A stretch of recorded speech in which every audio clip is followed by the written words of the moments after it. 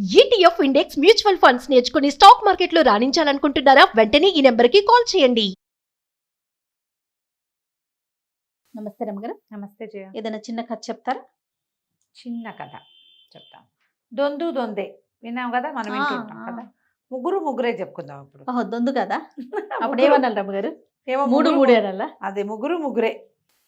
ఒక ఊళ్ళో ఒక ముగ్గురు అన్నదమ్ములు ఉన్నారు. ముగ్గురు పక్క ఇళ్లల్లో ఉండేవాళ్ళు, పెద్దవాళ్ళే. వీళ్ళకి ముగ్గురికి భయంకరమైన చత్వారం, కంటి చూపు ఆనదు పాపం. ఏదైనా ఇట్లా చూడాలి, అప్పుడు వాళ్ళకి తెలుస్తుంది. కానీ వాళ్ళకి ఎంతసేపు తమ చూపు గురించే డిస్కషన్లు ఉంటుండేవి. ఓ రోజు సాయంకాలం ముగ్గురు వాకిట్లో కూర్చుంటే ఈయన అన్నాడు, పెద్ద ఆయన, నాకు కొంచెం చూపు బాగా అంతొందిరో, ఇవాళ రేపు మునగాకు బాగా తిన్నాను ఈ మధ్య. దూరం నుంచి చూస్తే దోమ కనపడితే, దోమ ఇక్కడ కనిపిస్తుంటే ఆడదో మొగదో కూడా కనిపెట్టేస్తున్నాను అన్నాడు. అనేసరికి చిన్నవాడు అన్నాడు, చాలేదు పెద్ద చెప్పొచ్చావు, ఏమీ లేదు, కిందటి వారమే కదా నువ్వు కావిడివాడి మీద పడ్డావు, కంటి చూపు ఆనక కావిడి తీస్తున్న వాడి మీద పడిపోయాడు నడుస్తూ నువ్వు నీ చూపును అన్నాడు. అనేసరికల్లా ఆయన అన్నాడు, చిచ్చి కాదురా, రాత్రిపూట బాగా కనపడుతోందిరా నా కళ్ళు అన్నాడు. నాకును అన్నాడు రెండో ఆయన. మీ ఇద్దరికి వచ్చాక నాకు రాకుండా ఎలా ఉంటుంది, మునగ చెట్టు మా వాకిట్లోదే కదా, నేను కూడా మునగాకు బాగా తింటున్నా, రోజు మునగాకు తింటే కంటి చూపు పెరుగుతుందని ఈ మధ్య వైద్యుడు చెప్పినప్పటి నుంచి, అయ్యగారు పురాణంలో చెప్పాడు, అప్పటి నుంచి తింటూనే ఉన్నాం. ఓకే, నాకు పెరిగింది. సరే బోళ్ళు ఇట్లాంటివి నేను అది చూశాను, దాని రంగు ఇది, దాని పువ్వు ఇది, ఆకిది మాట్లాడుకున్నారు. మునగ పువ్వు కూడా వచ్చింది, అలాంటి డిస్కషన్ అయింది. అయ్యాక ఈ గోల ఎందుకు, ఎవరి చూపు బాగుందో మంచి మెరుగైందో కనిపెడదామంటే ఆఖరి అతను అన్నాడు, దానికి ఏముంది, మన వీధి ఎదురుకుండా ఇది సత్రం ఉంది కదా, రేపు దాంట్లో ధర్మశీల వేస్తున్నారు ఒకటి, ఆ ధర్మశీల మీద మన సందు మొదట్లో నిలబడి అదేమిటో చదవాలి. సరే ఈ పూట బాగానే ఉంది కదా, రాత్రికి ఆలోచించుకున్నారు వీళ్ళు. రేపు సాయంకాలం మనం ధర్మశీల అయ్యాక మనం నిలబడి చూడాలంటే ఎట్లా, మనకేం కనపడదే, ముక్కుతో చూస్తే కానీ, ముక్కు తగిలితే కానీ, అంటే ఇంత క్లోజ్గా ఉంటే కానీ కనపడదు పాపం. సరే పెద్ద ఆయన ఏమనుకున్నాడంటే, దీనికేం తెలివి వాడదాం, కన్ను కాకపోతే సత్రం దగ్గరికి వెళ్ళి గుమాస్తా ఉంటాడు, ఆయన అడిగితే సరిపోతుంది కదా అని చెప్పి సత్రానికి వెళ్ళాడు. సత్రం సందు లోపలికి వెళ్ళేసరికి గుమ్మంలోనే ఆ గుమాస్తా గారు ఎదురయ్యాడు. ఆ గుమాస్తాని అడిగాడు, ఏమండి ధర్మశిల వేస్తున్నారట, ఏం రాయిస్తున్నారండి దాని మీద అంటే, ఏముందండి శ్రీరామ కటాక్షం అని రాయిస్తారు అని చెప్పి.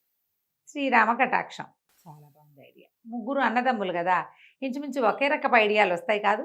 అంతేగా. పెద్ద ఆయన వెళ్ళిపోయాడు, రెండో ఆయన వచ్చాడు. ఈయన అడిగాడు, ఏమండి రేపు మన వాకిట్లో మన ధర్మశిల వేస్తున్నారు కదా సత్రం వాకిట్లో, ఏం రాస్తున్నారు అని అడిగాడు. శ్రీరామ కటాక్షం అని రాస్తున్నారండి అని. ఏమిటి అన్నదమ్ములందరికీ ఒకటే విషయం కావాలి అని ఆయన ఆశ్చర్యపోయాడు. కాకపోతే ఇతనేం అడిగాడంటే, కాదండి ఏ రంగు రాయి, ఏ రంగు అక్షరాలు అని అడిగాడు. స్పెసిఫిక్ ఏమనాలంటే స్పెసిఫిక్ డీటెయిలింగ్ అడిగాడు. అడిగితే సలవరాయి మీద బంగారు రంగు అక్షరాలతోటి శ్రీరామ కటాక్షము అని రాయబడుతోంది. బాగుంది. ఇద్దరు వెళ్ళిపోయాక మధ్యాహ్నం బయట బజార్ నుంచి తిరిగి వస్తున్న మూడో వాడికి సత్రాన్ని చూశాక తట్టింది ఐడియా. ఏం రాస్తారో కనుక్కుంటే వాళ్ళ మీద గెలవచ్చు. వీళ్ళు పందెం ఏం పెట్టుకున్నారు, గెలిచిన వాడు ఓడిపోయిన వాళ్ళిద్దరికీ భోజనం పెట్టాలి, మంచి విందు పార్టీ ఇవ్వాలన్నమాట, హోటల్కి తీసుకెళ్ళాలి. అప్పట్లో హోటళ్ళు లేవు కాబట్టి ఇంట్లోనే షడ్రసోపేతమైన విందు. ఎవరు గెలిస్తే వాడు మిగిలిన వాళ్ళిద్దరికి, ఎవడు ఓడిపోతే వాడు మిగిలిన వాళ్ళిద్దరికీ భోజనం పెట్టాలి. అది పాయింట్. ఇప్పుడు ఓడిపోకూడదు, ఓడిపోతే మళ్ళీ భోజనం పెట్టాల్సి వస్తుంది కదా, ఓడకుండా ఉండాలి. సరే సత్రం దగ్గరికి వెళ్ళి అడిగాడు, ఏమి రాయిస్తున్నారంటే శ్రీరామ కటాక్షం అని రాయిస్తున్నారు, సలవరాయి. శ్రీరామ కటాక్షం ఏమో బంగారపు అక్షరాలతోటి సలవరాయి మీద రాస్తున్నారు.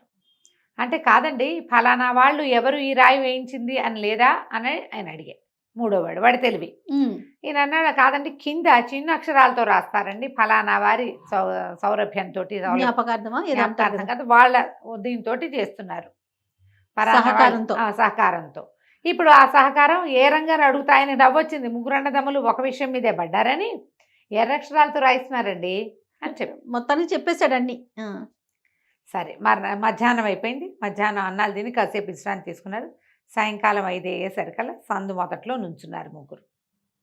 మొదట్లో నుంచుని అబ్బో ధర్మశిల వేశారు రోయ్ అని ఒకళ్ళతో ఒకళ్ళు చెప్పుకున్నారు. ఎంత బాగా రాశారా శ్రీరామ కటాక్షం, చూడండి మెరిసిపోతోంది బంగారు రంగు అక్షరాలతోటి అనేసరికల్లా రెండో వాడు ఆశ్చర్యపడి అమ్మని వీడికి కనపడుతోంది అనేసి ఆ రాయన్ రంగురా అన్నయ్య అని అడిగాడు. ఏమో అన్నాడు. రాయన్ రంగు తెలియదు కదా, ఇతనికి తెలిసిందేంటి శ్రీరామ కటాక్షం బంగారు అక్షరాలు. ఇతను అన్నాడు సలవరాయి మీద బంగారు అక్షరాలతో శ్రీరామ కటాక్షం రాయబడి ఉంది. నేను బాగా కనిపెట్టాను చూసావా అన్నాడు రెండోవాడు. మూడోవాడు అన్నాడు అది సరేలే, అది అందరికీ కనపడేది, సలవరాయి అందరికీ కనపడుతుంది, శ్రీరామ కటాక్షం పెద్ద పెద్ద అక్షరాలతో రాశారు కాబట్టి అది కూడా అందరికీ కనపడుతుంది, కింద ఎవరి దాతృత్వంతో రాశారో కనపడుతోంది కదా అది చెప్పండి అన్నాడు. బాబే ఇద్దరికి తెలియదు. తెలీదు. తను ఫలానా వాళ్ళు ఆ వీధి చివరి వెంకయ్య గారు ఉన్నారు కదా, వాళ్ళ నాన్నగారి జ్ఞాపకార్థం ఇది వేయించారు చూసుకోండి అన్నాడు. చాలా బాగుంది. మిగిలిన వాళ్ళిద్దరు ఏమనుకున్నారు, వీడికి గెలిచాడు, భోజనం పెట్టించాలి, భోజనం పెట్టాలి, మన ఇద్దరం కలిసి వీడికి భోజనం పెట్టించాలి, ఇద్దరు వంట చేయాలి, లేదా ఇద్దరు కలిసి ఒకే చోట వండటమో చెరుకో ఇంట్లో వండుకోవటమో లేదా చెరుకోసారి భోజనం పెట్టడమో హతాశులుగా నుంచున్నారు. సత్రం నుంచి గుమాస్తా వచ్చాయి. చాలా బాగా కనిపెట్టారు కానీ అసలు రాయే వేయలేదయ్యా పెద్ద మనుషులు అన్న శభాష్. చెప్పిందంతా కరెక్టే. సెలవరాయి బంగారు అక్షరాలు ఎర్ర అక్షరాలతో దాత పేరు రాశాం కానీ రాయి మాత్రం వేయలేదండి మీ ఇష్టం. ముగ్గురు వెనక్కి తిరిగారు. మనకేం కనిపించట్లేదురా, నువ్వేం చేసావు అని చెప్పుకున్నారు. మనుషులు ఇలా ఉంటారు. నిజమే కదా. చూడండి అదిగో పులి అంటే ఇదిగో తోక అంటారు. ఆ పులిని ఎవ్వడూ చూడక్కర్లే. ఇప్పుడు పాపం వీళ్ళకి దృష్టి లేదు, అవును దివ్యచక్షువులు వాళ్ళు, సరైన దృష్టి ఏదో కొద్దిగా ఉంది పాపం, పూర్తిగా దివ్యచక్షువులు కాదు, ఒక మాదిరి దివ్యచక్షుత్వం జబ్బు చేసింది పాపం వాళ్ళకి. మనం ఏం చేస్తాం, చాలా విషయాలు చూడకుండానే ఎవరో చెప్పిన 4 మాటల్ని బట్టి వినేస్తాం. సొంతంగా వండేసి మన బ్రెయిన్లో స్వకబోల కల్పితాలు మన నోట్లో పుట్టించిన మాటల్ని బయటికి వదిలేస్తాం. అవును. అక్కడి నుంచి దాన్ని విన్న ఇంకొకళ్ళు వాడి బ్రెయిన్లో నుంచి వాళ్ళు ఇంకో బ్రెయిన్ చైల్డ్ అని బయటికి తీస్తారు. అసలు అక్కడ విషయం ఏమిటి, ఇలాగే అక్కడ ఏముండదు, నథింగ్, ఏమీ ఉండని ఒక సాధారణ వాక్యానికి మెరుగులు దిద్ది కొత్త రూపాన్ని చేసేస్తున్నాం ఇప్పుడు. అవును. ఈ కొత్త రూపాన్ని చేయటంలో సామాన్య వ్యక్తులతో పాటు హై క్లాస్ వాళ్ళు కూడా తోడవుతారు. అవును. నోట్లో వార్తలు పుట్టించకండి, బ్రెయిన్లో వార్తల్ని కుకింగ్ వంట చేయబోకండి, యథార్థాన్ని యథార్థంగా చెప్పే ప్రయత్నమే చేయండి, లేదా మానేయండి. గొడవలేదు, మానేసేయండి, ఏమీ గొడవలేదు. ఈ న్యూస్ ఛానల్స్ ఇవి వార్తలు ఏమిటో రకరకాలు తీస్తుంటామా, ఫోన్ ఏమిటో ఎవరెవరో ఎక్కడెక్కడికి వెళ్ళారు, ఎవరెవరితో ఉన్నారు, ఎక్కడికి వెళ్ళారు, ఏదో చేశారు, అది ఇది మొత్తం పోగేసి ఒక గాలి దుమారం అంతే.